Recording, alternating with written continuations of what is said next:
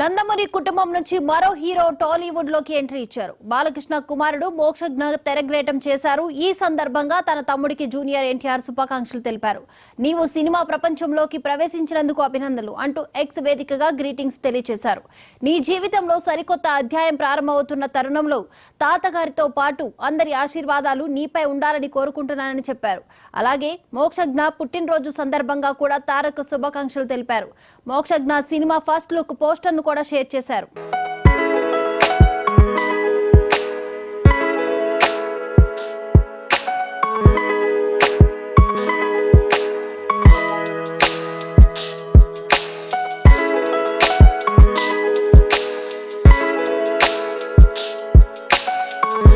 Cinema దర్శకుడు ప్రశాంత్ వర్మ దర్శకత్వంలో మోక్షజ్ఞ వెండి తెరకు పరిచయం అవుతున్నారు. ఈ రోజు మోక్షజ్ఞ పుట్టినరోజును పురస్కరించుకొని Simba is coming first look ను మేకర్స్ విడుదల చేశారు. బాలయ్య వారసుడు హీరోగా వస్తుండటంతో నందమూరి అభిమానులు సంతోషం వ్యక్తం చేస్తున్నారు.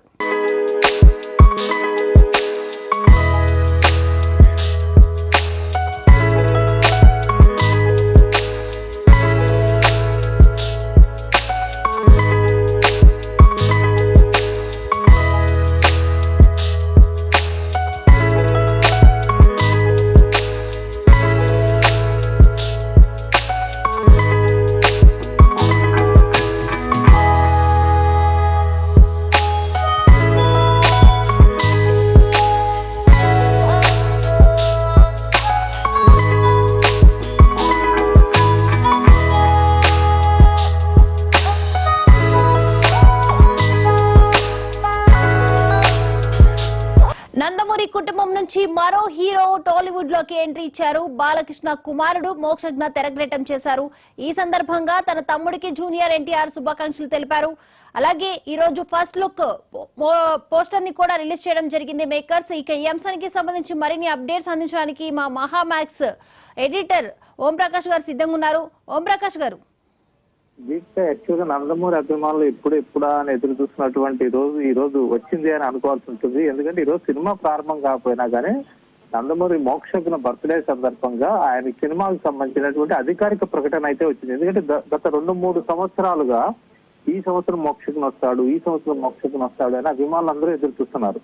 బాలకృష్ణ కూడా అఫీషియల్ గా చెప్పారు గతంలోనే, ఎందుకంటే మోక్షజ్ఞని నా నటవారసుడిగా తీసుకురావడం అయితే ఖాయమన్నారు. కానీ ఏ డైరెక్టర్ చేతిలో ఆయన పెడుతున్నారు, ఏ ప్రొడక్షన్ హౌస్ నుంచి అతను హీరోగా పరిచయం కాబోతున్నాడు అన్నది మాత్రం ఈ రోజు వరకు సస్పెన్స్ గానే ఉంది. ఎందుకంటే చాలా మంది యువ దర్శకులు అలాగే సీనియర్ దర్శకులు కూడా మోక్షజ్ఞ ఫస్ట్ సినిమా మేము డైరెక్ట్ చేయాలి అని చెప్పి ఎదురు చూస్తూ ఉన్నారు. బాలకృష్ణతో కథా చర్చలు కూడా జరిపారు.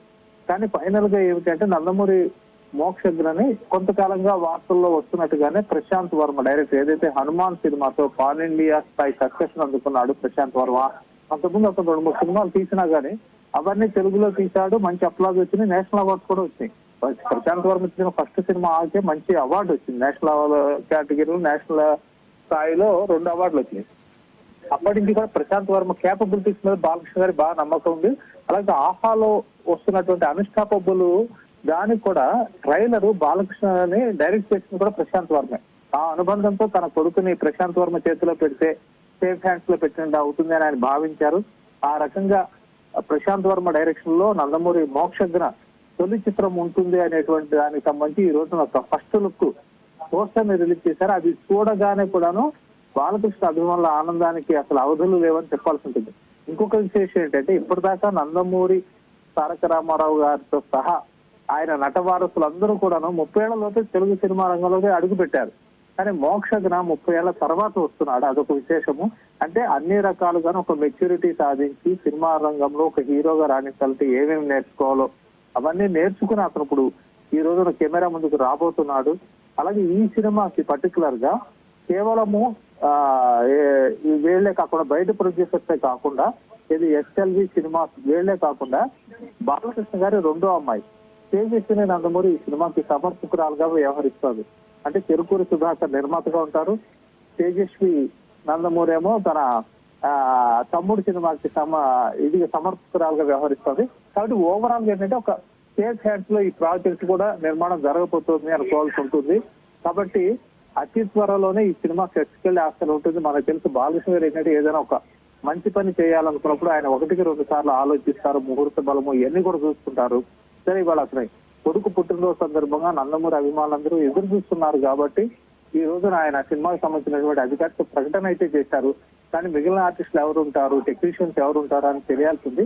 ఇంకొక చాలా విశేషం ఏంటంటే ఇంకా మీరు చెప్పినట్టుగా జూనియర్ ఎన్టీఆర్, కళ్యాణ్ రామ్ గత కొంతకాలంగా నందమూరి ఫ్యామిలీకి వాళ్ళకి టాబేగా ఉంటున్నారు. ఇప్పుడు రామారావు గారు జయంతి జరిగినప్పుడు వాళ్ళు పాల్గొలేదు. మొన్నటికి మొన్న బాలకృష్ణ గారి స్వర్ణోత్సవ వేడుకలకు వాళ్ళు పాల్గొలేరు. అంటే సిటీలో లేరు, కారణాలు ఏవైనా కానీ ఆ వేడుకలో వాళ్ళు పాల్గొలేరు. అలాంటి వాళ్ళు ఇద్దరూ కూడా బాలకృష్ణ గారి అబ్బాయికి సంబంధించి పుట్టినరోజు జరుగుతున్నప్పుడు సోషల్ మీడియా ద్వారా వాళ్ళు శుభాకాంక్షలు తెలియజేయటము, ఏదైతే ఫస్ట్ లుక్ పోస్ట్ వచ్చిందో దాన్ని వాళ్ళు రీట్వీట్ చేయడము, ఎక్స్ లో పెట్టడము, ఇదంతా చూసిన తర్వాత ఎస్ నందమూరి ఫ్యామిలీ అంతా మళ్ళీ ఒకటి కాబోతోంది, వాళ్ళలో ఉన్నటువంటి పొరపొచ్చల్ని మోక్షజ్ఞ ఎంట్రీతో తుడిచివేయబోతున్నారు అనేటువంటి ఒక గుడ్ సైన్ అయితే ఈ రోజు జరిగింది దీపిక. అది ఆనందించదగ్గ విషయం. నందమూరి గారు ఈ విషయం కూడా చాలా హ్యాపీ ఫీల్ అవుతున్నారు.